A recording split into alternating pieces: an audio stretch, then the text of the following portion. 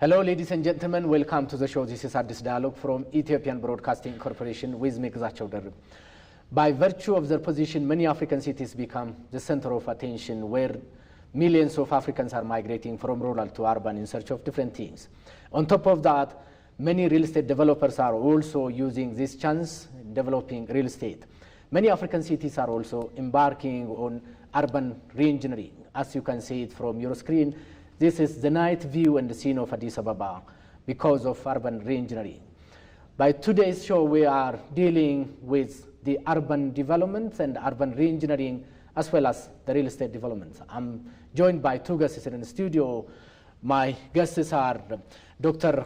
Amin Nokta, President of the African Union Commission for Real Estate, and Dr. Felisan Komo, board member of the African Real Estate Society. Thank you very much for your time, you both. You have been to Ethiopia many times. How do you see the Ethiopia's urban reengineering and urban development, especially with specific reference to the current scenario? I am here today and I see this amazing transformation, urban transformation, and I want to begin by congratulate the government of Ethiopia and the administration cities of Addis Ababa of this vision, this remarkable vision. This project of Addis Ababa corridor is very amazing. It's like setting a new standard of urban development in Africa. Road infrastructure, green spaces, and also smart traffic system, and so on. And above all, in 2 years is incredible, and I believe that we need to replicate this model in other African cities. Dr. Felisan, you are also a board member of the African Union Real Estate Developer Society. How do you see the development of the urban reengineering, urban transformation in Ethiopia? It's amazing what I saw. I was here in 2016, 2018, 2022, and we attended meetings here and there. And today, when I arrived at the airport, I thought I was in a different country. And I moved to the hotel. And what amazed me most was cleanliness. And the big boulevard, the roads are really wide and so on. And because we were invited by the Ethiopian Real Estate Developers Association for their inaugural meeting. They launched a new association, and the number of people I saw there, and the way they discussed about the plans that they have, and in their presence there were these 3 state ministers, and I thought that was the private sector and the government are working together. Now I can understand what is happening now. I think what's the transformation, this has been possible because of these joint efforts, the private sector and the government. And I think they're working together. And we had the opportunity to go up to the new palace, and I saw the city from like a bird's view. And it's beautiful. It was evening. And the lights and all that is quite astonishing. And I think I congratulate the government and the people of Ethiopia. I think we are doing very well. As you are being from Tanzania, what sort of experience can other African cities and African countries can learn from Ethiopia or Addis Ababa in particular? At the Urban Renew program, I looked at the city center. There's a lot of new construction that is going on, but you're also conserving the old buildings, but also maintaining the greenness of the area. They saw that they have this, and they came to the studio, and there's big botanical garden there, and you can see this is actually integrating not like having a brown city without the greening. And I think this is important that we are seeing. Even the most significant lesson that I can take here is putting in infrastructure. Once you have the infrastructure, the corridors, then the other developments will follow. And like if I if I reflect back into what is happening in Dar es Salaam, I see lots of that we are doing on the public mass transit. work infrastructure. But when I compare with Ethiopia, it looks like you have a better way of managing the traffic than we have, having bigger roads, wider roads, and the bus lanes are on the left, on the sides, and not in the middle as we have it in Dar es Salaam. So there's quite a lot to learn. Urban renewal is also greenness. And you're pulling out the slums, but you are putting new housing, which is of a higher, decent standard. And I think this is very good. Appreciable. Okay, do you have some point to add? Yeah, please. Yes. From the African Union for Realestate, we have been closely following the creation of the Ethiopian Real Estate Association, and we have been encouraged for this creation from October 2024, and is a big thing happen in Ethiopia, because it has a very ambitious work of program. It's very interesting, and it's also like a platform of dialogue between a private sector and a public sector, and it's like a sustained momentum for not only the sector of real estate development, but for the whole economy. Okay, let me come to Dr. Felisen. You are a consultant and also board member of African Real Estate Society. How do you see the opportunity, the real estate opportunity in Ethiopia, before we proceed to the African context? Okay, I see a lot of opportunities, mostly because of the strong local professional team that you have, the developers that you have, the good working relationship between the universities and the practitioners. I see that as a very good point to start from. I also see the government and the private sector working hand to hand. And I think you also mentioned, I don't know whether I mentioned this, that the developers, the people who are behind this developments here, are not foreigners. They're actually the Ethiopians. And they have a lot, they are enthusiastic about what they are doing. And we met them the day before yesterday, that was Saturday. And they were like, they really want to do something for their country. Okay. And you could see that, and even the ministers who attended the meeting, they were there for the whole day long, attend that meeting. And this, when you get this, there's the political will, and there's the enthusiasm by the private sector, then there's a lot that we can learn from Ethiopia. Dr. Amit, do you have any point to add how Ethiopia is a fertile ground for real estate developers? Yeah, I will. As a developers, okay. I see that Ethiopia, there are a lot of opportunity. And with my friend and colleague, developers in Addis Ababa, I saw many opportunities, and also the government's offer for developers from Ethiopia and from everywhere the good regulatory for a good investment. Yeah, of course there are a lot of things we have to work in, like facilities for buyers. Okay, we have, and as the president of the Commission of African Union for Estate, we can work together in that, and we can share experiences from other countries who passed this obstacle. Okay. Yeah. How do you see the real estate development in other African countries and in other African cities? Let me give a chance for Dr. Felisen. Yes, we have a lot of opportunities because the African has been largely rural. Yeah. Now there's we are urbanizing at a very fast rate. Yeah. I think the least urbanized in terms of urban growth rates is Djibouti. But Ethiopia, you reduce about 5% growth, urban growth, and mostly people are moving to the town. Tanzania similarly, Kenya similarly, and what we see is effort, because housing is the key problem. People are moving to the city, and what do we do? And because of this high urbanization rate, we have a lot of informal settlements in our areas. And these are like unplanned areas, poor housing, and infrastructure lacking. So, and this, the opportunity that we have as developers, as real estate professionals, is to resolve these problems, because the people need a shelter, they need good roads, they need drainage, they need urban space that is livable.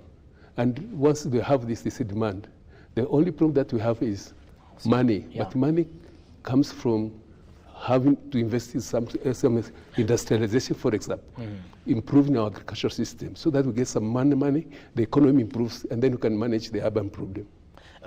Dr. Amin, let me come to you. How do you see the Africa's context of real estate development and also the rate of urbanization? Why many people are migrating from rural to urban areas, yet they face many challenges, especially housing problem? Africa needs housing. In Africa, we observe a very high demographic development. Right now, we are in a deficit more than 60 million units of house. 60 million. Yeah, 60 million, above all Africa. And knowing that we are talking about $1.4 trillion of investment in all Africa. But the question is it possible? It is the question. Some country can develop the real estate development, and others have a lot of difficulty and cannot right now resolve his own deficits.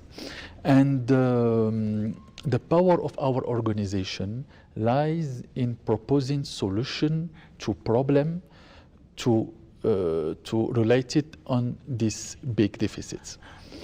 And we encourage, for the first step, we encourage many countries to setting association of real estate developers, first of all, and also to encourage created new developers.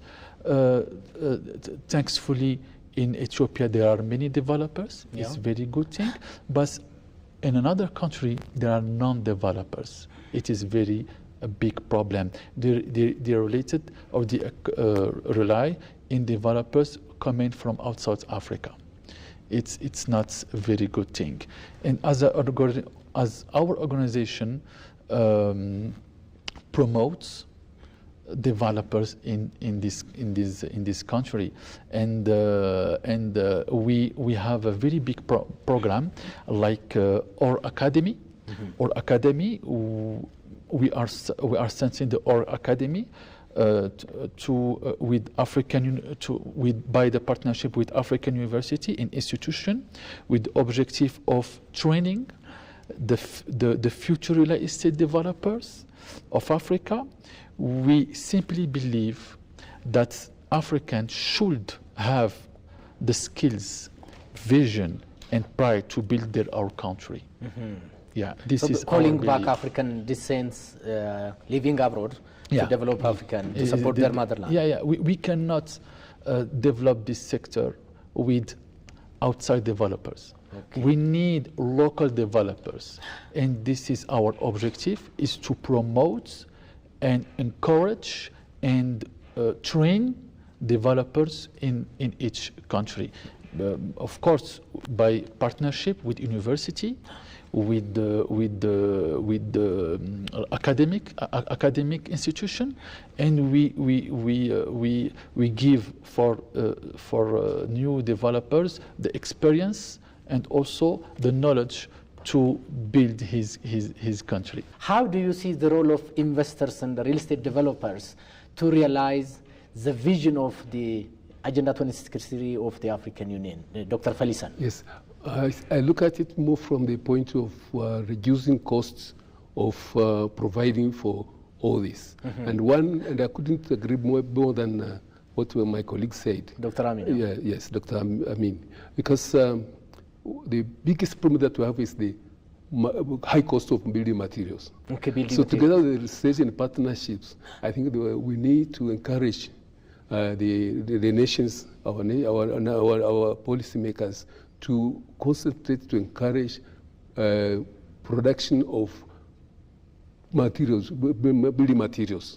There are two different alternative technologies that we can use to make the cost of a building cheaper.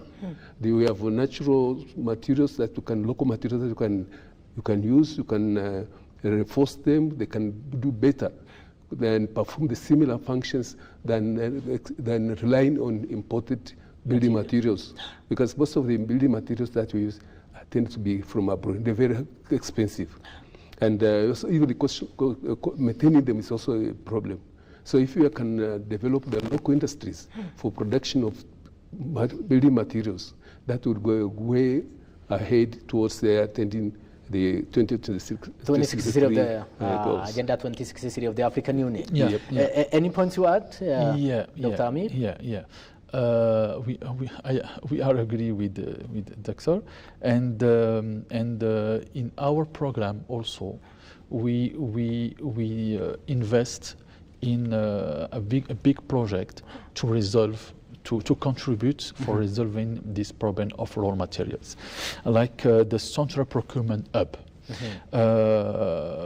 We are setting up a new way to buy construction materials across Africa. It will make it easier to trade, support local production, and help Africa countries work together. Yeah, to grow stronger and become more independent. The core vision is to build Africa by African with African resource. It's a digital platform. We share this platform through African developers everywhere. African developers who are represented by the African Union for Real Estate. And by this platform, the developers we encourage developers to buy raw materials and materials for construction through this platform. And we encourage through this platform African industry, local industry and African industry, because many developers, the problem, the lack is the information. We don't have information. We have a lot of raw materials like in Ethiopia, in Addis Ababa, and just we see a neighbor country buy it from an outside Africa, and they can buy it here in Ethiopia. And by this platform, we provide information. We provide construction materials from African industry.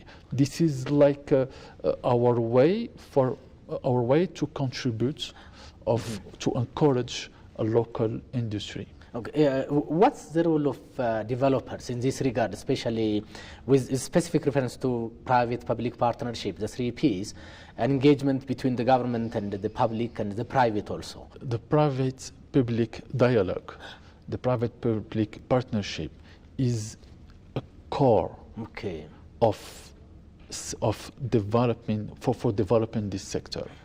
As you know, this sector of real estate development is very important for each country. It's the first contribute for the public treasure. Yeah, and every country who want to develop, to be very to grow his economy, need to regulate this sector. And we cannot regulate this sector if we don't have a channel of communication with the public and private sector.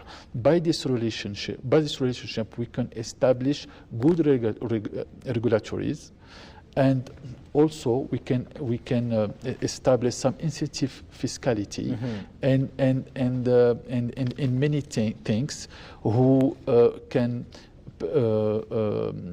encourage developers to invest and also encourage buyers to buy. And the developers is the first advocates for buyers, because he is the clients of the developers. Okay. In this regard, before we wrap up our discussion, let's see it from three perspectives. The real estate developers are there, the government, or the urban institutions who provide construction materials or whatever you name it is another issue. And the third one is from the end users, the buyers. Let's see it from these three perspectives.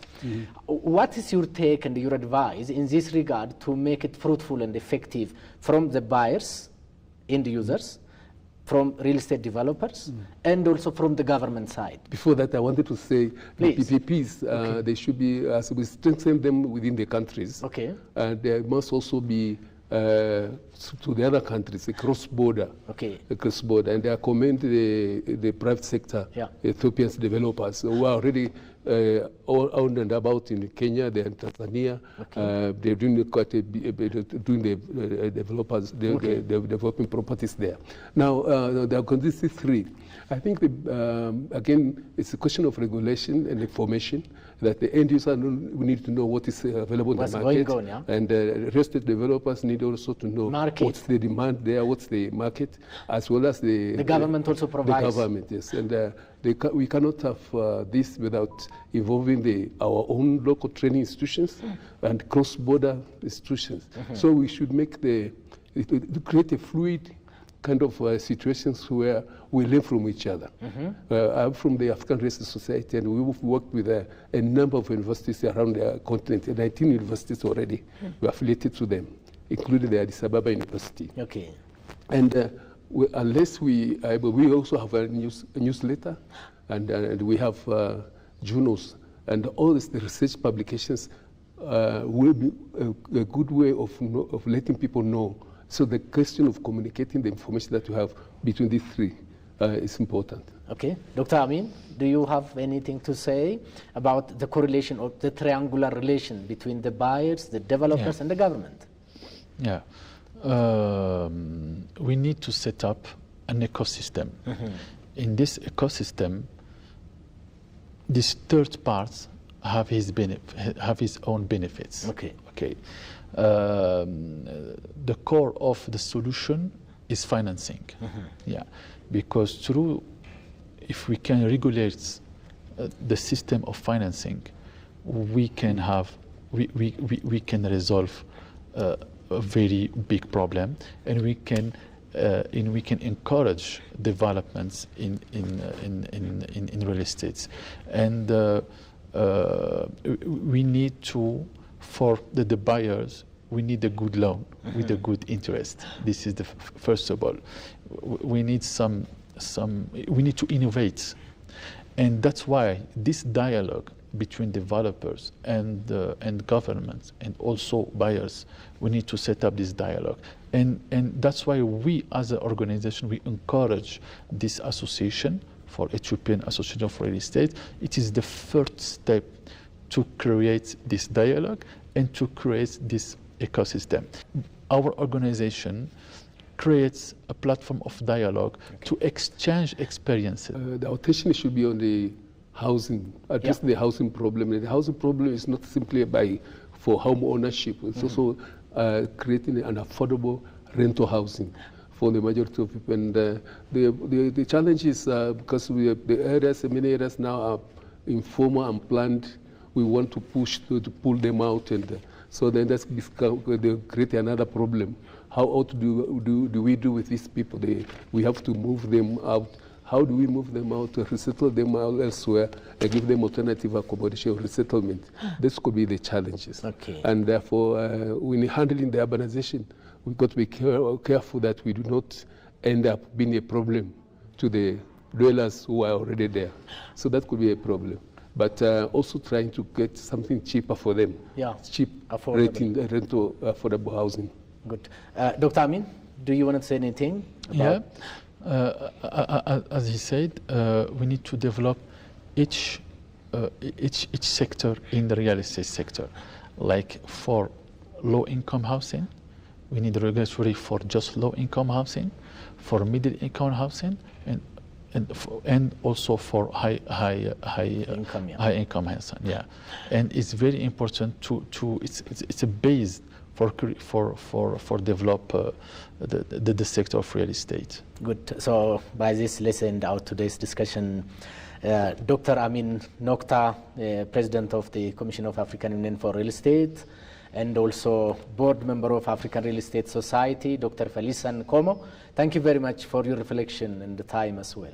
Thank you so much for inviting us. Good. Thank you so much. And hope we will meet again by another edition of our program as well. Thank you very much. Thank you very much. Ladies and gentlemen, by this we come to the end of today's show. You can follow us on different social media platforms of Ethiopian Broadcasting Corporation. Goodbye for now.